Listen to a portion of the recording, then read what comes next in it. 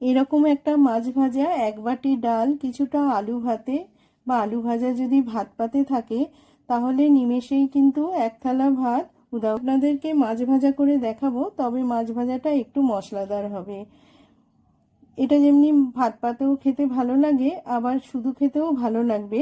কিছুটা পরিমাণ নুন, একটু বেশি পরিমাণে জল, লেবুর রস মাখিয়ে মাছটা আমি 15 মিনিটের জন্য ম্যারিনেট করতে দিলাম।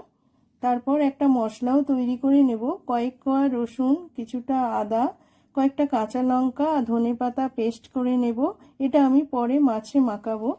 এবার মাছগুলো জল থেকে ভালো করে আমি ছেঁকে তুলে নেব আর জলগুলো একটু মুছে নেব। আমি এখানে গুজরালি মাছ নিয়েছি, আপনারা পোনা মাছ বা কাতলা মাছের পেটি দাগা নিতে পারেন, তেলাপিয়া মাছ নিতে পারেন, ভোলা মাছ নিতে পারেন। যে কোনো মাছ আপনারা নিয়ে এইভাবে করে খেয়ে দেখুন, ভালো লাগবে। এবার মাছে মশলাটা মাখিয়ে নেব। যে মশলাটা আমি করে রেখেছিলাম সেই মশলাটা মাছে দিয়ে দিলাম।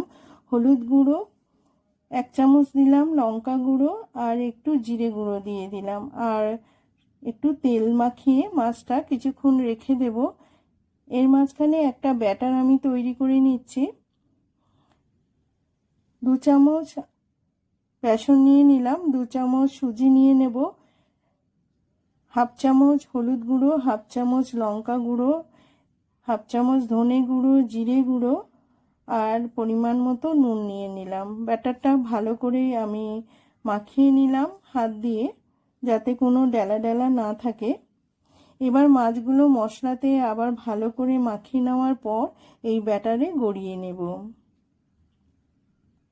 ভালো করে মাছগুলো এই শুকনো ব্যাটারে আমি গড়িয়ে নিচ্ছি। কিছুক্ষণ রাখার পর এই ব্যাটারে কিন্তু সেট হয়ে যাবে, মাছের গায়ে সেট হয়ে যাবে, ভাজতেও সুবিধে হবে। সব মাছগুলো আমি ব্যাটারে গড়িয়ে নিলাম। এবার মাছগুলো আমি ভেজে নেব। কড়াতে তেল দিলাম। প্রথমে হাই ফ্লেমে একটু ভেজে নেওয়ার পর গ্যাসের ফ্লেমটা স্লো করে দিয়ে